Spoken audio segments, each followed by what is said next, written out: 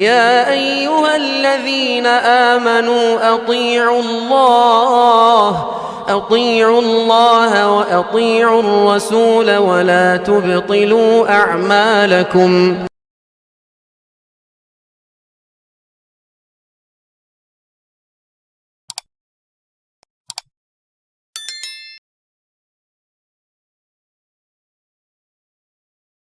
لله نحمده ونستعينه ونستغفره ونعوذ بالله من شرور أنفسنا وسيئات أعمالنا. من يهده الله فلا مضل له ومن يضلل فلا هادي له، وأشهد أن لا إله إلا الله وحده لا شريك له، وأشهد أن محمدا عبده ورسوله. أما بعد فإن خير الحديث كتاب الله، وخير الهدي هدي محمد صلى الله عليه وسلم، وشر الأمور محدثاتها، وكل محدثة بدعة، وكل بدعة ضلالة، وكل ضلالة في النار. أعوذ بالله من الشيطان الرجيم. بسم الله الرحمن الرحيم. قل إن صلاتي ونسكي ومحياي ومماتي لله رب العالمين لا شريك له وبذلك أمرت إلى آخر الآية. وقال عز من قائل: لا خير في كثير من نجواهم إلا من أمر بصدقة أو معروف أو إصلاح بين الناس، ومن يفعل ذلك منهم ابتغاء مرضات الله فسوف نؤتيه أجرا عظيما. وقال النبي صلى الله عليه وسلم: إن الله لا يقبل من العمل إلا ما كان خالصا وابتغي به وجه الله. وقال النبي صلى الله عليه وسلم: إن الله طيب لا يقبل إلا طيبا، إلى آخر الآيات والأحاديث. برادران اسلام، دینی و ملی بھائیوں، دوستوں، احباب اور بزرگوں، قابل احترام ماں اور بہنوں، عزیز بچوں، اللہ تبارک و تعالیٰ نے ہمیں اور آپ کو پیدا فرمایا. ہماری اور آپ کی پیدائش کا، ہماری تخلیق کا، اس دنیا میں بقا کرنے کا جو مقصد بتلایا وہ عبادت ہے، بندگی ہے. یہ عبادت اور بندگی ہماری زندگی کا مقصد ہے، لیکن عبادت و بندگی اللہ تبارک و تعالیٰ کی ہو، اللہ تبارک و تعالیٰ کی رضا مقصود ہو، اللہ عز و جل کی خوشنودی مقصود ہو، کسی بھی طرح سے کوئی بھی کچھ بھی اللہ تبارک و تعالیٰ کی اس بندگی کے عمل میں شریک نہ ہو، نہ کیا جائے. فمن كان يرجو لقاء ربه فليعمل عملا صالحا ولا يشرك بعبادة ربه احدا. اللہ تبارک و تعالیٰ نے اس آیت کریمہ میں دو باتوں کو خاص طور پر بیان فرمایا ہے. ایک تو یہ کہ تم میں سے جسے اللہ تبارک و تعالیٰ سے ملاقات کی امید ہے، اپنے رب سے ملاقات کی امید ہے، اسے چاہیے کہ وہ نیک عمل کرے، عمل صالح کرے، یعنی ایسا عمل کرے جو اللہ کے نبی محمد رسول اللہ صلی اللہ علیہ وسلم کی بتائی ہوئی سنت، آپ کے بتائے ہوئے طریقے، آپ کے قول، آپ کے فعل، آپ کے عمل، آپ کی تقریر، آپ کی فقہ، آپ کے فتاوے، آپ کے فیصلوں کے مطابق ہو، ان اصولوں کے مطابق ہو، اور اللہ تبارک و تعالی کے ساتھ کسی کو بھی شریک نہ ٹھہرائے. عمل اللہ تبارک و تعالی کے لیے ہو اور نیک عمل ہو، صالح عمل ہو. اللہ تبارک و تعالی کے لیے عمل کا مطلب یہ ہے کہ اس میں کسی بھی طرح کی شراکت نہ ہو، نہ ریا ہو، نہ دکھاوا ہو، نہ سماعت ہو، نہ دنیاوی شہرت ہو، نہ نام نمود ہو، نہ پبلسٹی ہو، نہ کسی بھی دنیاوی، کسی بھی اخروی عمل سے، آخرت کے عمل سے جس کا مقصد اللہ تبارک و تعالیٰ کو راضی کرنا ہوتا ہے. اس عمل سے دنیا کی کوئی غرض و غایت، دنیا کا کوئی ہدف، دنیا کا کوئی معمولی سا معمولی ادنا سے ادنا معنی بھی، مقصد بھی اس کے اندر شامل نہ ہو. دونوں شرطیں اللہ تبارک و تعالیٰ کے کلام کے اندر اکٹھا بیان کی گئی. عمل صالح ہو، یعنی نبی کریم صلی اللہ علیہ وسلم کی سنت اور آپ کی تعلیمات کے مطابق، آپ علیہ الصلوۃ والسلام کے قول عمل کے مطابق ہو، اور اس کے کرنے میں اللہ تبارک و تعالیٰ کی رضا، اللہ تبارک و تعالیٰ کی خوشنودی کے سوا کوئی چیز موجود نہ ہو. اس مقصد کے لیے ہمیں اور آپ کو پیدا کیا گیا ہے. وما خلقت الجن والانس الا ليعبدون میں اللہ تبارک و تعالیٰ نے یہ نہیں فرمایا صرف اور صرف کہ میں نے جن اور انس کو اپنی عبادت، میں نے جن اور انس کو اس لیے پیدا کیا ہے تاکہ وہ عبادت کریں. کس کی عبادت کریں؟ عبادت ان کی کس کے لیے ہو؟ اس لیے آیت کریمہ میں لیا بدونا نہیں ہے بلکہ لیا بدونی ہے. اس لیے کہ لیا بدونا ہو بھی نہیں سکتا صحیح معنوں میں، لیکن اس کا معنی یہ ہوگا کہ تاکہ وہ عبادت کریں جس کی چاہیں، جیسے چاہیں، جس کی رضامندی چاہیں، جس کو خوش کرنا چاہیں، جس کی طرف سے تعریف چاہیں، مدح ثنا چاہیں، اللہ تبارک و تعالیٰ کے علاوہ جسے بھی جیسے بھی شامل کرنا چاہیں. لیکن لیعبدونی کا مطلب یہ ہے کہ تاکہ یہ صرف اور صرف میرے لیے عبادت کریں. قرآن کریم کی آیات میں اللہ کے نبی صلی اللہ علیہ وسلم کی حدیث میں ہم اور آپ کو ایسی بے شمار دلیلیں، بہت سارے نصوص ملیں گے جس میں عمل کے ساتھ، نیکی کے ساتھ للہ کی شرط لگی ہوئی ہے، للہیت کی شرط. یہ شرط ہم سے اس بات کا مطالبہ کرتی ہے کہ اللہ کی بندوں، مسلمانوں، اللہ تبارک و تعالیٰ کی عبادت کرنے کا جذبہ رکھنے والوں، اللہ تبارک و تعالیٰ پر ایمان رکھنے والوں اور نبی کریم صلی اللہ علیہ وسلم کی نبوت و رسالت کی شہادت اور گواہی دینے والوں، عبادت تمہاری جو ہو اس میں صرف اور صرف اللہ کی رضا اور اللہ کی خوشنودی مقصود ہو. اخلاص کی تعریف جو ہے نا، اخلاص کی ڈیفینیشن جو ہے علماء نے بہت سارے انداز سے کی ہیں. میں ایک دو باتیں آپ کے سامنے ذکر کروں، اس سے اندازہ لگے گا کہ اخلاص کے سلسلے میں ہمارے اسلاف نے، امت کے علماء نے، کبار نے کس طرح سے اس کی باریکی کو سمجھا ہے. مثال کے طور پر اخلاص کی تعریف میں ایک بات بعض سلف نے یہ کہی ہے کہ اخلاص کیا ہے. اخلاص کہتے ہیں کہ اللہ تبارک و تعالیٰ کے لیے اطاعت کا جو بھی کام کیا جائے وہ غیر کی ملاوٹ سے پاک ہو. شوائب الغیر، دوسروں کی ملاوٹ سے کوئی غیر اس کے اندر نہ ملا ہو. کوئی بھی اطاعت کا کام، نیکی کا کام، خیر کا کام، اللہ کی رضا کا کام، اور ظاہر کی اطاعت اور خیر کا کام، نیکی کا کام اسی وقت ہو سکتا ہے جب وہ نبی کریم محمد رسول اللہ صلی اللہ علیہ وسلم کی سورس سے ہم تک پہنچا ہو. تو کوئی بھی اطاعت کا کام، خیر کا کام، نیکی کا کام جب انسان کرے تو اس میں کسی غیر کی ملاوٹ نہ ہو. وہ غیر جاندار بھی ہو سکتا ہے، وہ غیر بے جان بھی ہو سکتا ہے. جاندار کا مطلب یہ ہے کسی کو دکھانے کے لیے، کسی کو سنانے کے لیے، کسی کی طرف سے تعریف اور ستائش حاصل کرنے کے لیے، یا کوئی دنیوی مقصد حاصل کرنے کے لیے، کوئی دنیوی غرض و غایت حاصل کرنے کے لیے، دنیا طلبی کے لیے انسان نیک عمل کرے. یہ ساری چیزیں اس کے اندر شامل ہو سکتی ہیں. تو ان تمام شوائب سے اللہ تبارک و تعالیٰ کی اطاعت کا وہ کام پاک کر دیا گیا.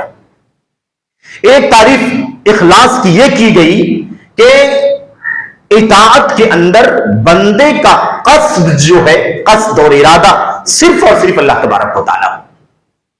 بندے کا قصد اطاعت کے اندر صرف اور صرف اللہ تبارک و تعالیٰ ہو. یعنی اطاعت اور نیکی کے کام میں مراد، مقصود، چاہت، خواہش ساری اللہ تبارک و تعالیٰ ہو، اللہ کے سوا کوئی نہ ہو.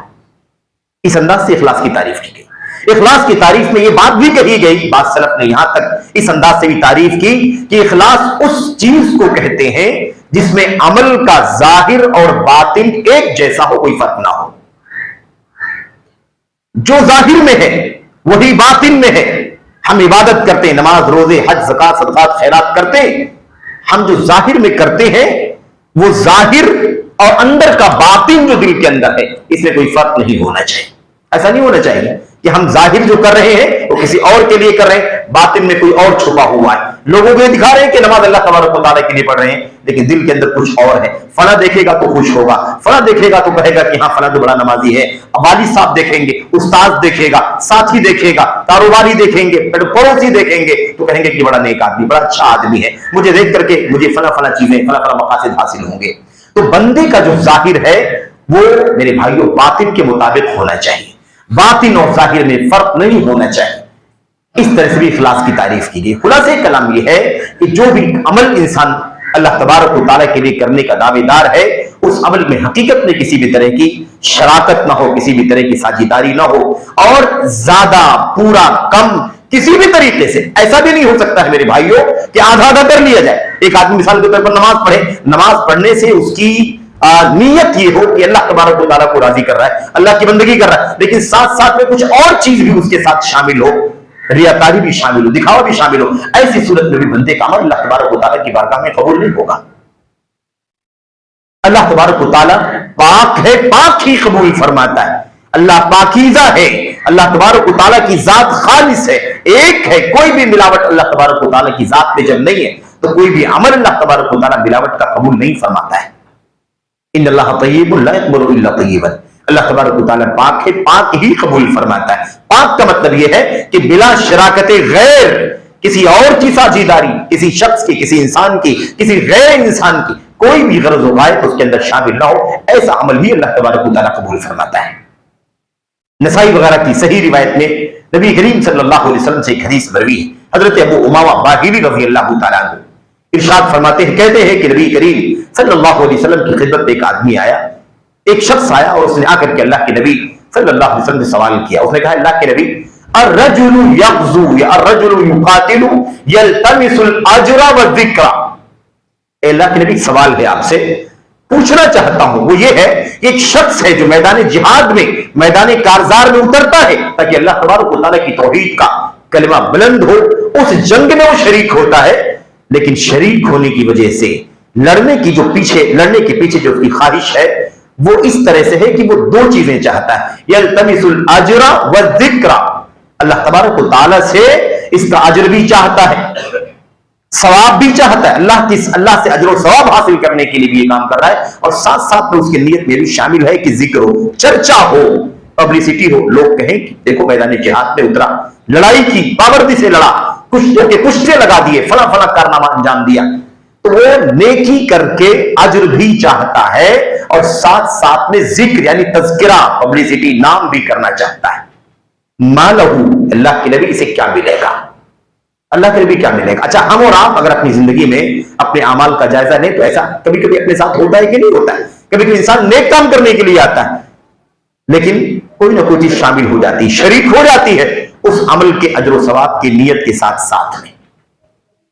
مالہ، اسے کیا ملے گا؟ اللہ کے نبی نے فرمایا، لیس لہ شیء، اسے کچھ نہیں ملے گا، کوئی اجر نہیں ملے گا، کوئی ثواب نہیں ملے گا، کیونکہ اللہ تبارک و تعالیٰ کے لیے خالص ہے ہی نہیں، ملاوٹ سے پاک نہیں ہے، ملاوٹ ہے۔ اجر کے ساتھ ساتھ ذکر بھی شامل ہے، چرچا بھی چاہتا ہے، پبلسٹی بھی چاہتا ہے، دکھانا بھی چاہتا ہے، سنانا بھی چاہتا ہے، اس لیے اسے کچھ نہیں ملے گا۔ مالہ، اسے کچھ نہیں ملے گا۔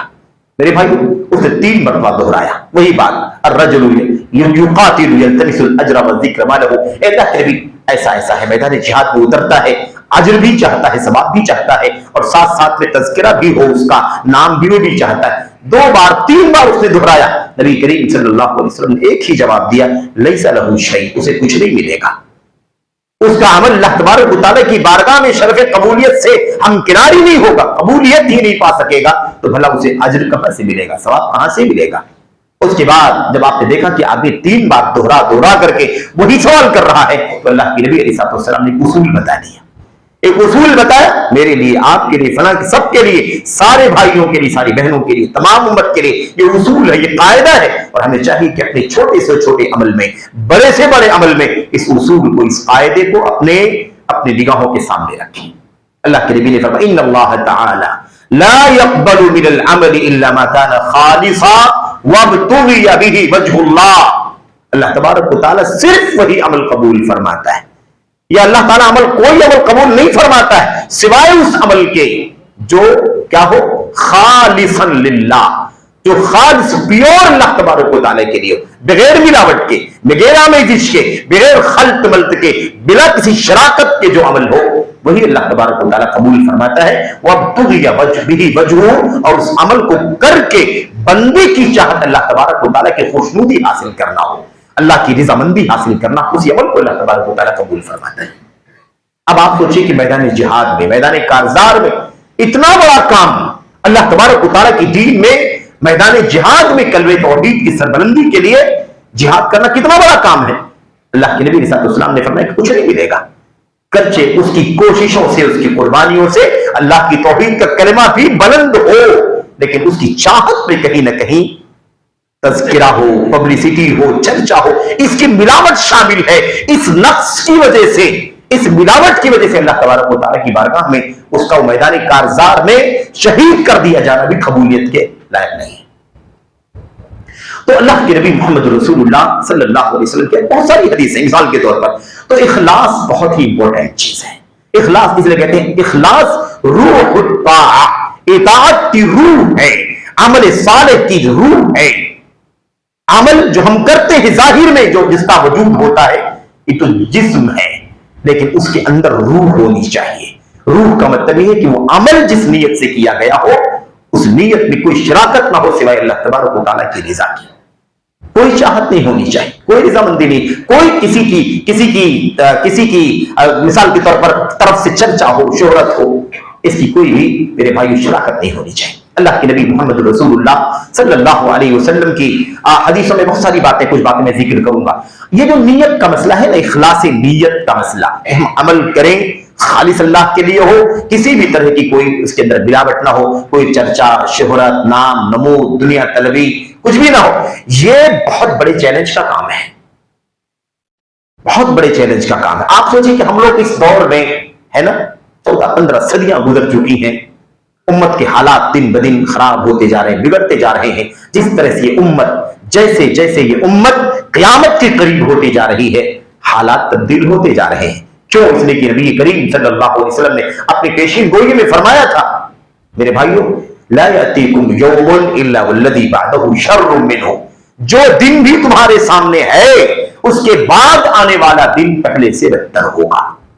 ہر آنے والا دن برا ہوگا, کل والا اور برا ہے آج سے, اور کل والا جب آج بن جائے گا تو اس کے بعد آنے والا کل اس سے بہتر ہوگا. حالات ایسے ہوتے جا رہے ہیں. آپ بتائیے, حضرت امام سفیان ثوری رحمت اللہ علیہ نے, جو بڑے پائے کے امام ہیں, کتب ستہ کے راویان میں سے ہیں, امام بخاری, مسلم, ابو داؤد, نسائی, ترمذی, سب نے ان سے روایت کیا ہے. چوٹی کے امام عالم امام سفیان ثوری رحمت اللہ علیہ فرماتے ہیں, اور بڑی عجیب بات کہتے ہیں, ما عالجت شیئا اشد علی من نیتی, کہتے میں نے اپنی زندگی میں سب سے زیادہ مقابلہ جس چیز سے کیا ہو میری نیت. بہت عجیب و غریب مسئلہ ہے میری نیت کا, اس سے زیادہ سخت مقابلہ میرا کسی اور چیز سے نہیں ہوا ہے. میں چاہتا ہوں کہ خالص رہے, ملاوٹ آ جاتی ہے. چاہتا ہوں کہ اللہ کے لیے ہو, کہیں نہ کہیں ملاوٹ کا حملہ ہوتا ہے, آمیزش کا حملہ ہوتا ہے, ریاکاری کا حملہ ہوتا ہے. یعنی کوئی ایسی چیز نہیں ہے میری زندگی میں جس سے سخت مقابلہ ہو نیت کے مقابلے میں. تو نیت بہت سخت ہے میرے بھائیوں.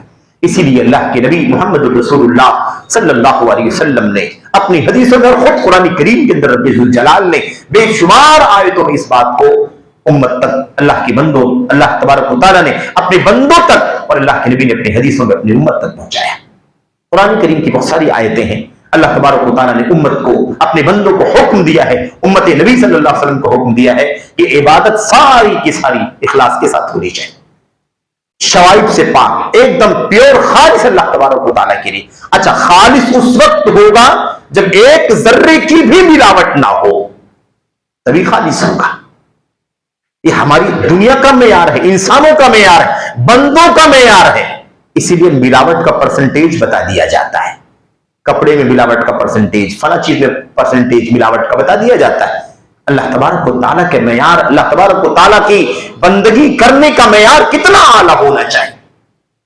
بھلا وہ کس کی عبادت کا محتاج ہے میرے بھائی؟ ہماری نمازوں کا محتاج ہے, ہماری روزوں کا محتاج ہے, ہمارے حج و زکات, صدقات و خیرات کا محتاج ہے. ہماری عبادتوں کی کوئی ضرورت نہیں اللہ تبارک و تعالیٰ کی. یہ تو ہماری فکر ہونی چاہیے کہ ہمیں اللہ کی بندگی کرنے کے لیے پیدا کیا گیا, ہم اللہ تبارک و تعالیٰ کے غلام ہیں, بندے ہیں. اللہ تبارک و تعالیٰ ہمارا خالق و مالک ہے, معبود حقیقی ہے. تو ہمیں ایسی عبادت کرنی چاہیے, ایسی بندگی کرنی چاہیے کہ اللہ کی بارگاہ میں پورے طور پر قبولیت کا درجہ پا سکے, جس کا اجر ملے, ثواب ملے, دنیا میں اس کی نعمتیں حاصل ہوں, اس کا صلہ ملے, آخرت میں اللہ تبارک و تعالیٰ جنت عطا فرمائے. اور آپ کو بتاؤں, یہ مسئلہ بھی اچھی طرح سے جان لینا ضروری ہے. کبھی کبھی کیا ہوتا ہے, ہماری اور آپ کی کمزوری یہ ہے بحیثیت انسان, بحیثیت بشر, کہ ہم اپنی عبادتوں کا بدلہ دنیا کی ظاہری نعمتوں کو, وقتی نعمتوں کو چاہتے ہیں. مثال کے طور پر ایک آدمی بیمار ہو جائے, اب وہ آ کر کے کہے کہ بھائی میری طبیعت بہت خراب ہے, یا میرے بچے کی طبیعت خراب ہے, یہ مسئلہ ہو گیا ہے, کوئی بڑی بیماری آ گئی, آپ بتائیے کیا کرنا چاہیے. تو اگر کوئی کہے آپ سے, ہم سے کوئی کہے کہ بھائی آپ اللہ تعالیٰ کی بندگی کریں, آپ کوتاہی کرتے ہیں, کمیاں کرتے ہیں, خلل ہے آپ کی عبادات میں, آپ کی نمازوں میں, تو آپ کو چاہیے کہ اللہ تعالیٰ کی بندگی کریں تاکہ اللہ تبارک و تعالیٰ آپ کو دنیا میں صحت اور تندرستی عطا فرمائے, آپ کو مالداری عطا فرما دے, آپ کو دولت عطا فرمائے, آپ کو عہدہ و منصب عطا فرمائے, آپ کو دنیا کے اندر ایک اچھے معیار کی زندگی گزارنے والا بنا دے. سلف کہتے ہیں کہ اگر اللہ تبارک و تعالیٰ کی بندگی کے پیچھے بندے کا مقصد صرف دنیا کی نعمت ہو تو اسے آخرت میں کچھ نہیں ملے گا. اور آخرت کی نعمتیں دنیا کے مقابلے میں کتنی بلند ہیں, اندازہ نہیں لگایا جا سکتا. اندازہ نہیں کر سکتا ہے ایک بندہ کہ اللہ تعالیٰ کی نعمتیں آخرت کی کیسی. اللہ کے نبی علیہ السلام بلکہ حضرت عبداللہ بن عباس رضی اللہ تعالیٰ عنہ نے کہا تھا کہ جتنی نعمتوں کا نام ہم دنیا میں سنتے ہیں اور اللہ کے کلام میں اللہ کے نبی کے فرمان میں ان نعمتوں کا نام آخرت میں بھی بتلایا گیا ہے، تو یاد رکھو کہ آخرت کی ان نعمتوں کی حقیقت ہم نہیں سمجھ سکتے، دنیا میں صرف اس کا نام ہے، دنیا میں صرف اس کا نام ہے. آخرت کی نعمتوں کی ہر حیثیت الگ ہی ہوگی. میرے بھائیوں، تو مسئلہ یہ پیچیدہ ہے کہ اگر ہم نے اللہ کی اطاعت و بندگی کا بدلہ صرف دنیاوی نعمتوں تک محدود کر دیا تو ہمیں دنیاوی نعمتیں اللہ تبارک و تعالیٰ دے دے گا، تو اس کے بدلے میں آخرت میں کچھ نہیں دے گا. اسی لیے ہمیں چاہیے کہ اللہ تبارک و تعالیٰ کی رضا، اس کی خوشنودی اور اس کی جنت کی طلب ہو، اس کی طلب ہو، اسے مانگیں اس کی چاہت کے ساتھ، اور اللہ تبارک و تعالیٰ کی خوشنودی کے حصول کی اصل نیت کو اپنے سامنے رکھ کر کے عبادت و بندگی کے اطاعت کے کام کریں. میرے بھائیوں، اللہ کے نبی محمد اللہ قرآن کریم میں اللہ تبارک و تعالیٰ نے اپنے نبی کو حکم دیتے ہوئے فرمایا قل، آپ اس بات کا اعلان کر دیجیے، کیونکہ آپ اسوہ ہیں، آپ قدوہ ہیں، آئیڈیل ہیں پوری انسانیت کے، اور اخلاص کا، للہیت کا معیار کیا ہونا چاہیے آپ لوگوں کے سامنے بیان کیجیے، اپنی امت کے سامنے. قل ان صلاتی ونسکی ومحیای ومماتی للہ رب العالمین. آپ کہہ دیجئے کہ میری نماز، میری قربانی، یہ میری عبادتیں، میرا جینا، میرا مرنا سب اللہ تبارک و تعالیٰ کے لیے ہے، اللہ تبارک و تعالیٰ کے لیے ہے. یعنی کیا مطلب؟ میں اسے کسی اور کے لیے نہیں کر سکتا. جو بھی کرنا ہے زندگی میں، جو کچھ بھی کرنا ہے، جس حالت میں مرنا ہے، جو بھی نماز، جو بھی روزے، جو بھی عبادت، جو بھی قربانی ہے، یہ صرف اور صرف اللہ تبارک و تعالیٰ کے لیے. اور جب یہ نیت رہے، یہ اخلاص بن جائے بندے کے اندر، تو پھر کم اور زیادہ کا کوئی فرق نہیں ہے. آدمی سے جو ہو سکتا ہے کم تو کم کرے، اللہ تبارک و تعالیٰ کے لیے کرے، اسے بھی وہی مقام حاصل ہو جائے گا جو زیادہ والے کو اخلاص کے ساتھ زیادہ کرنے کے بدلے میں ملے گا. کیونکہ پھر معیار اللہ تبارک و تعالیٰ کا اخلاص. میرے بھائی، آج امت کے کسی فرد کو اللہ تبارک و تعالیٰ بڑی کشادہ دولت عطا فرما دے، بہت خرچ کرے اللہ تبارک و تعالیٰ کی راہ میں، اخلاص کے ساتھ خرچ کرے، تو اسے اللہ تبارک و تعالیٰ اجر سے نوازے گا، اپنی خوشنودی سے نوازے گا، جنت سے نوازے گا. لیکن اگر کسی کے پاس 1 روپے ہو، 1 ہی روپیہ اس کی حیثیت میں ہے، اس کی طاقت ہے، اور اتنا ہی وہ اللہ تبارک و تعالیٰ کی رضا کے لیے خرچ کر رہا ہے، تو اس کا بھی درجہ اسی شخص کے برابر ہوگا جس نے بہت زیادہ اللہ تبارک و تعالیٰ کی راہ میں خرچ کیا ہے. کم زیادہ کا کوئی معیار باقی نہیں بچے گا. اصل تو کوالٹی ہوتی ہے للہیت کے ساتھ کام کرنے والا. اسی لیے نبی کریم صلی اللہ علیہ وسلم کے صحابہ کرام کو جب مشرکین، منافقین تانا دیا کرتے تھے، اللہ کے نبی کی طرف سے اعلان ہوتا، اللہ کی راہ میں خرچ کرو، اللہ کی راہ میں خرچ کرو، تو کوئی درہم لا رہا ہے، کوئی دینار لا رہا ہے، کوئی کچھ لا رہا ہے، تھیلے بھر بھر کے لوگ لا رہے ہیں جن کو اللہ نے نوازا ہے. اور بعض صحابہ جن کے پاس طاقت نہیں تھی، وہ محنت کر کے، پسینے نکال کر کے، کوئی 1 کلو گیہوں لے کر کے آ رہا ہے، کوئی آدھا کلو گیہوں لے کر کے آ رہا ہے، کوئی 1 سا، کوئی 1 مد، 2 مد لے کر کے آ رہا ہے. منافقین ہنستے، اور یہ دیکھو یہ آدھا کلو، پاؤ کلو، 1 کلو سے کیا ہونے والا. وہ روتے تھے، اللہ ہمارے پاس اتنی ہی طاقت ہے، اس سے زیادہ کی حیثیت نہیں ہے، تو ہم کہاں سے لائیں گے. اللہ تبارک و تعالیٰ نے ان کا دفاع فرمایا کہ کم زیادہ کا کوئی معیار نہیں ہے، اس کی جو حیثیت اور جو اطاعت کا کام کر سکتا ہے اتنا ہی کرے، لیکن اللہ تبارک و تعالیٰ کی رضا کے لیے کرے. اللہ تبارک و تعالیٰ اس کا صلہ اسے دنیا میں آخرت میں عطا فرمائے گا.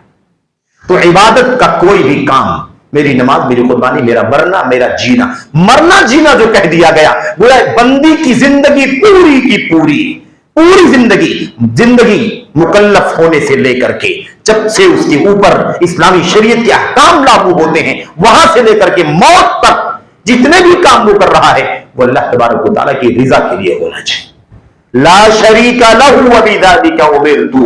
اللہ تبارک و تعالیٰ کا کوئی شریک نہیں. مجھے اسی بات کا حکم ہے. نبی کریم صلی اللہ علیہ وسلم امت کے سامنے پیغام پیش کر رہے ہیں کہ میری امت کے لوگوں، یہ تمہارے لیے پیغام ہے کہ تمہاری بھی نماز، تمہاری بھی قربانی، تمہارا بھی مرنا، تمہارا بھی جینا سب اللہ تبارک و تعالیٰ کے لیے ہونا چاہیے. مجھے حکم ہے تو تمہیں بھی حکم ہے.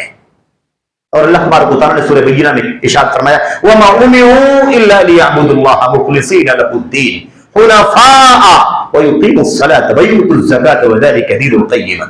اللہ تبارک و تعالیٰ نے صاف فرما دیا، لوگوں کو، بندوں کو اسی بات کا حکم دیا گیا ہے کہ وہ اللہ تبارک و تعالیٰ کی عبادت کرے.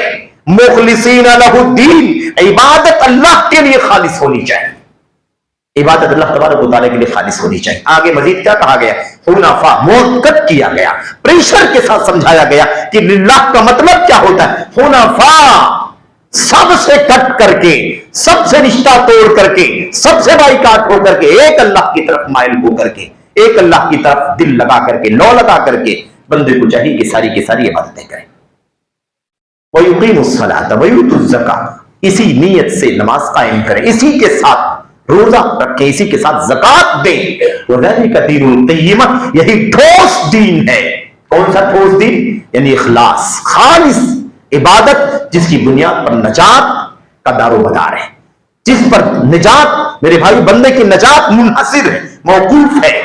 ہم اور آپ جانتے ہیں نا، جس نے اللہ تبارک و تعالیٰ کی خالص عبادت کی، خالص بندگی کی اور اسی کے ساتھ دنیا سے چلا گیا، اس نے ایسا کڑا اپنے ہاتھ میں لے لیا، ایسا دستہ اپنے ہاتھ میں لے لیا کہ اب وہ کبھی ٹوٹ نہیں سکتا ہے، انسان کو جنت کی راہ دکھائے گا. تو بہرحال میرے بھائیوں، ہماری اور آپ کی زندگی میں اخلاص کا معاملہ بڑا خطرناک ہے، ریاکاری کا معاملہ بڑا پیچیدہ ہے، بڑا پیچیدہ ہے، اور یہ داخل ہو جاتا ہے. بہت سنبھلنے کی ضرورت ہے، بہت سنبھلنے کی ضرورت ہے. میرے بھائیوں، میرے بزرگوں، میں دو چار باتیں اور آپ کے سامنے عرض کرنا چاہتا ہوں. دیکھیں، جب انسان مخلص ہوتا ہے نا، مخلص، اخلاص کی برکتیں، اخلاص کا ثمرہ، اخلاص کا نتیجہ، ایک دو مثالوں سے آپ سمجھیں، اور پھر ایک دو باتیں خاص طور پر ریاکاری کے انجام کے حوالے سے. میرے بھائیوں، اللہ تبارک و تعالیٰ نے اخلاص کی برکتیں اتنی زیادہ رکھی ہیں نا، ایک آدمی اگر مخلص ہے اپنی نیت کے اندر، اللہ کی رضا کے سوا اور کچھ نہیں چاہتا ہے، تو اللہ تبارک و تعالیٰ اس کی نیت کی بنیاد پر اسے عمل کا ثواب دے دیتا ہے. اس کی نیت کی بنیاد پر اسے عمل کرنے کا ثواب دیتا ہے. اس کی بہت ساری مثالیں. مثال کے طور پر اللہ کے نبی صلی اللہ علیہ وسلم کی حدیثوں میں، اور سب حدیثوں کے ترجمے ہیں تقریباً تاکہ بات ختم ہو جائے مختصر. اللہ کے نبی صلی اللہ علیہ وسلم نے فرمایا، ایک بندہ اذان سنتا ہے، وضو کرتا ہے، فیسبغ الوضوء، اچھی طرح سے وضو کرتا ہے، اور وضو کرنے کے بعد مسجد پہنچتا ہے اور دیکھتا ہے کہ الناس قد صلوا، لوگ نماز پڑھ چکے ہیں.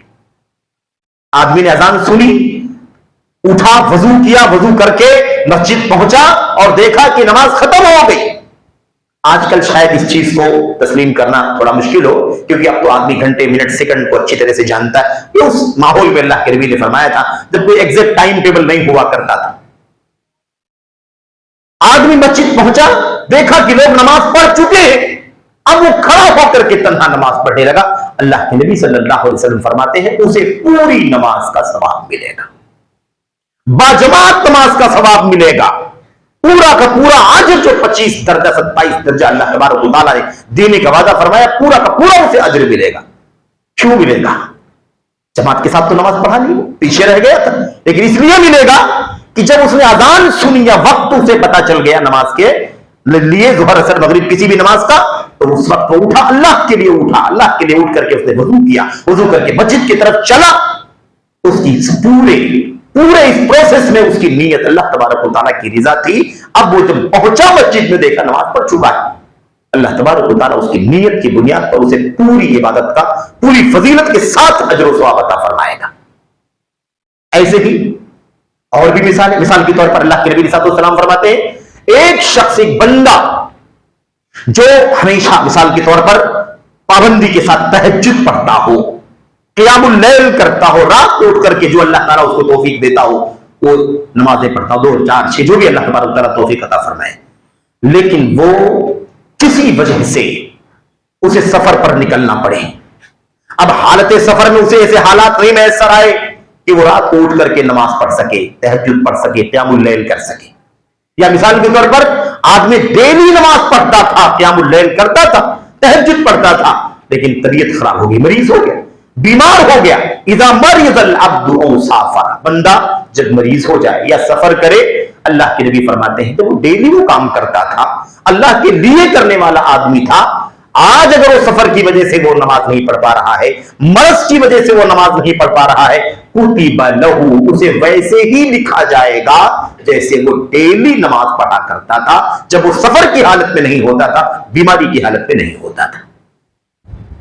یہ اخلاص کی برکتیں ہیں. اخلاص کا ثمرہ ہے کہ اگر للہ انسان عمل کرنے والا بن جائے تو کبھی کسی وجہ سے نہیں کر سکے گا تو بھی اللہ تبارک و تعالیٰ اس کو اجر و ثواب لکھ دے گا.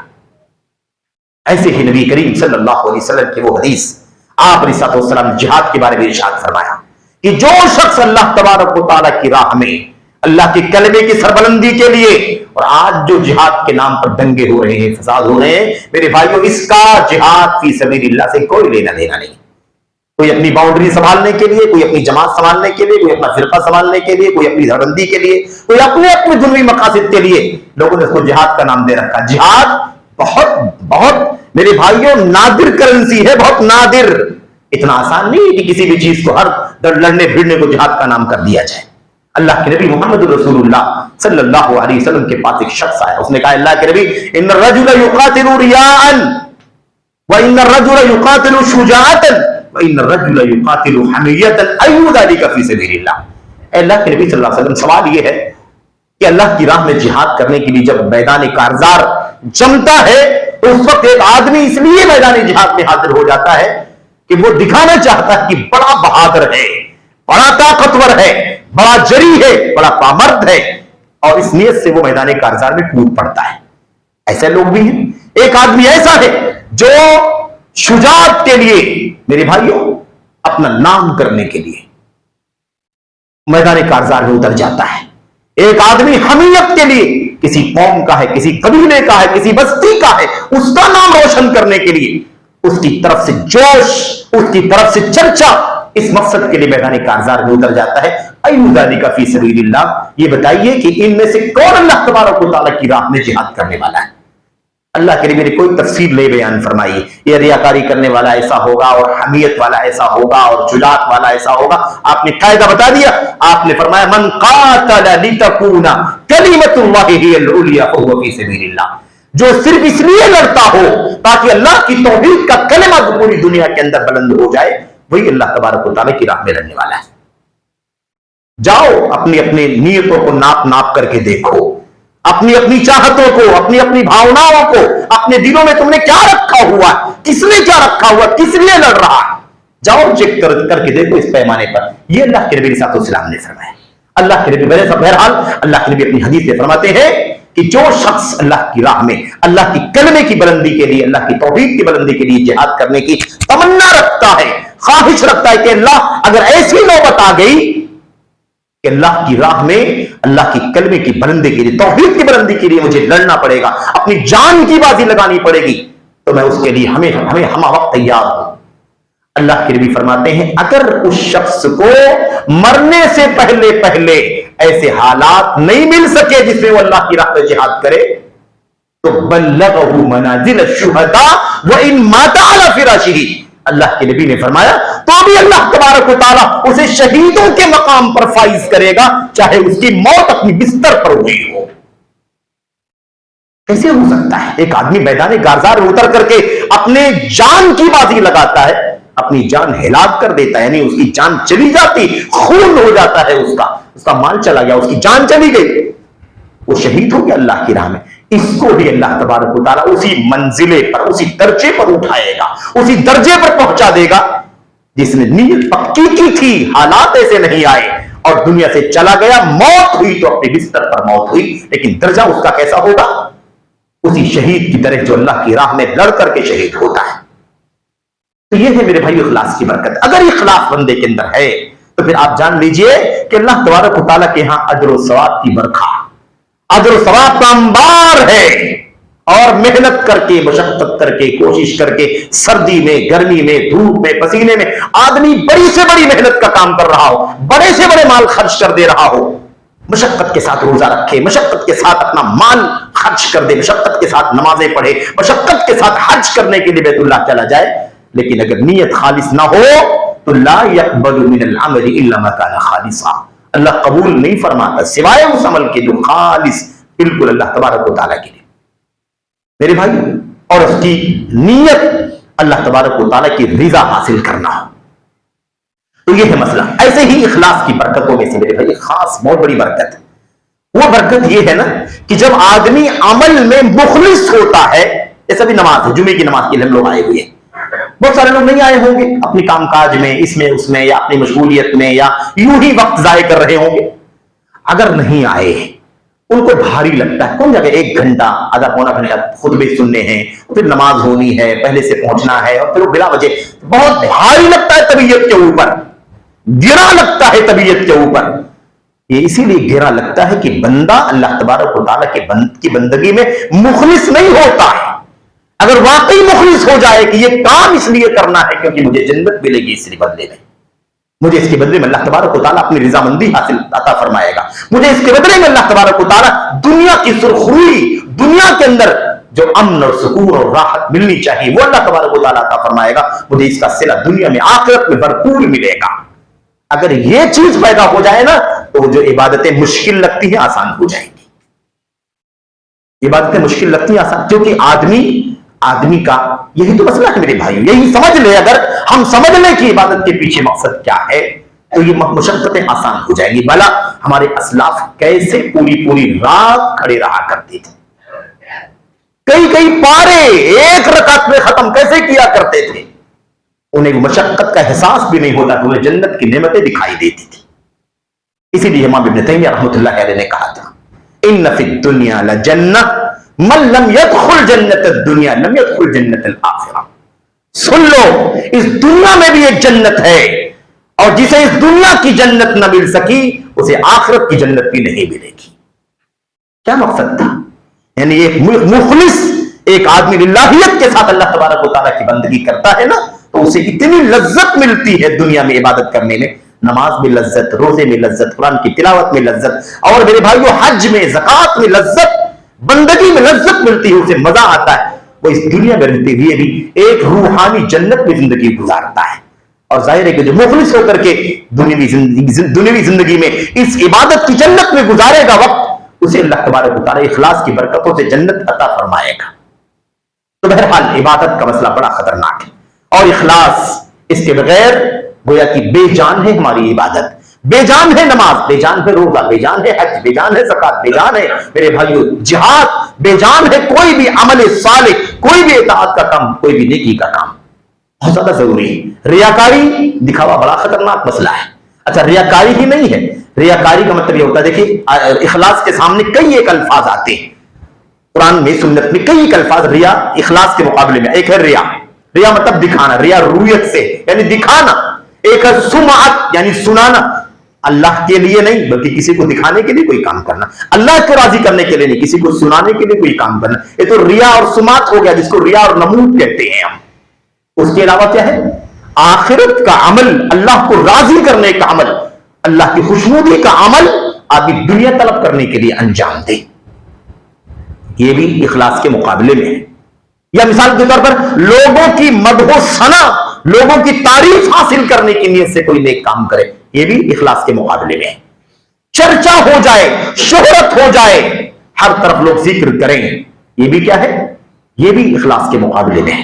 तो इखलास के मुकाबले में रियाकारी है, इखलास के मुकाबले में नमूद है, इखलास के मुकाबले में दुनिया तलबी है, इखलास के मुकाबले में तारीफ की, सताइश की चाहत है, इखलास के मुकाबले में लोगों के दरमियान नेक नामी और चर्चा, इसकी चाहत होना, ये रियाकारी है, दिखावा है, नामो नमूद। इखलास के मुकाबले में अल्लाह के नबी मोहम्मद रसूलुल्लाह सल्लल्लाहु अलैहि वसल्लम की बहुत सारी हदीसें हैं।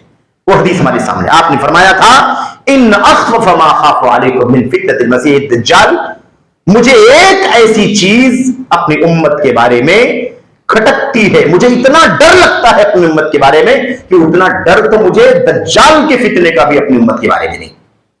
साहबा ने पूछा, अल्लाह के नबी इतना बड़ा फितना कौन सा? आपने फरमाया रियाकारी का फितना, अशिरकुल खफी, छुपा हुआ शिर्क जो यहां रहता है, छुपा हुआ शिर्क यहां रहता है, दिल में, नियत में, जहन में घूमता रहता है, छुपा हुआ शिर्क है, मुझे इसका बहुत ज्यादा डर है। अल्लाह के नबी के सहाबा को भी समझ में नहीं आया कि अल्लाह के नबी आखिर छुपा हुआ शिर्क है मतलब सही तस्वुर क्या है, जरा सा खोल करके बता देते तो बड़ा आसान हो जाता। अल्लाह के नबी ने फरमाया, छुपा हुआ शिर्क का मतलब ये है कि आदमी खड़ा हो, यकूमु रजुलु युसल्ली फयुज़य्यिनु सलातहु लिमा यरा मिन नज़रि रजुलिन इलैहि।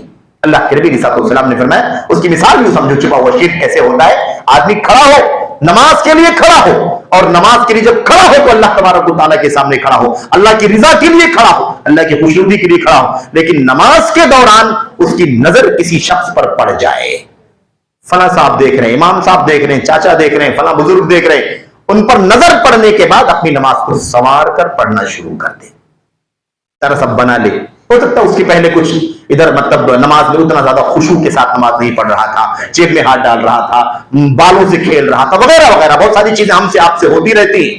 لیکن جب نظر پڑ جائے کسی آدمی کے اوپر کہ وہ دیکھ رہا ہے تو اس کو دیکھنے کی وجہ سے اپنی نماز کو مزین کر لے، خوبصورت بنا لے، آراستہ کر لے. یہ چھپا ہوا شرک ہے، بظاہر شرک دکھائی نہیں دیتا ہے لیکن چھپا ہوا، کیونکہ اگر وہ نماز خوبصورت بنا کر کے پڑھنی تھی تو پہلے سے ہی اللہ کو راضی کرنے کے لیے خوبصورت سے خوبصورت بنا کر کے پڑھنی تھی.